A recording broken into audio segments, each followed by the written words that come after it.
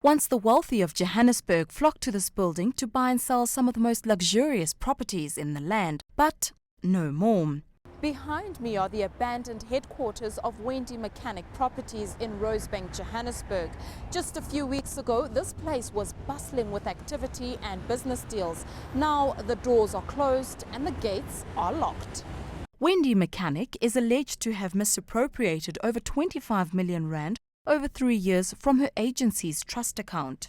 We received a whistleblowing report from a company called Whistleblowers, instructed PASCO to do an investigation. A forensic investigation was conducted. We received the report on the 22nd of December.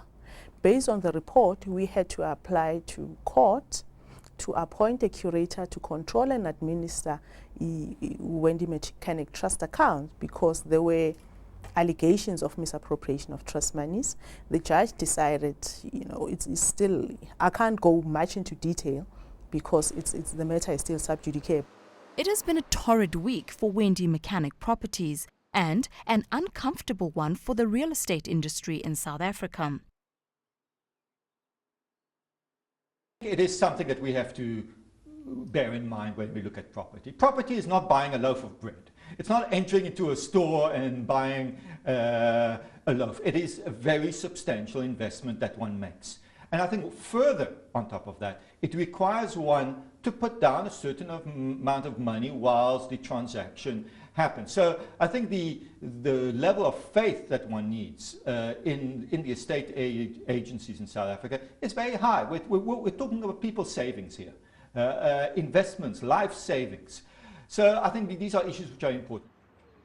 The property industry was one of the casualties of the global economic crisis. These desperate times have led to desperate measures.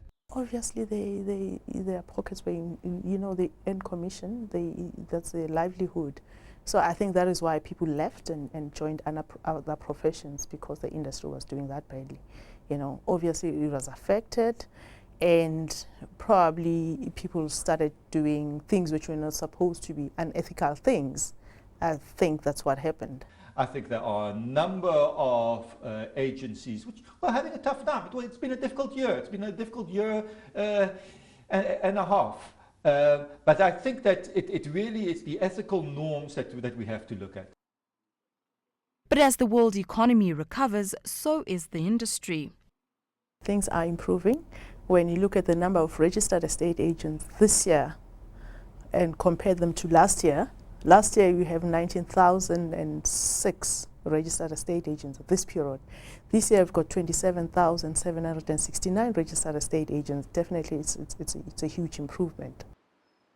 How the Wendy Machanik case plays out is likely to be watched by many inside and outside the industry. In real estate, ethics are coin of the realm. I believe that the legislation that is in place in South Africa regarding these sort of transactions is pretty good. But what we have to ensure is that we follow it. So it is a matter of policing the industry. And I think that's where maybe the focus will start lying as we go forward, is to say, have we really been watching the firms close enough? Have we been watching what is happening with those fidelity funds? I think we've tightened up loose ends. And, my concern is, I think we shouldn't paint all estate agencies with the same brush. This was just an incident which was reported by whistleblowers. We have inspectorates and they conduct inspections. We've also conducted inspections.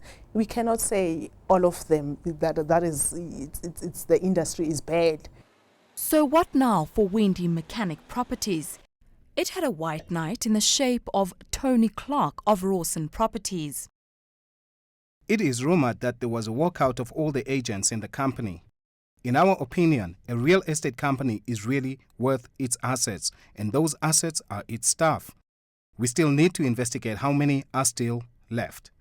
But until then, everything remains on hold. The Wendy Machanik case will one day be closed as these offices. How the world of real estate survives the controversy will indicate the strength of the overall industry.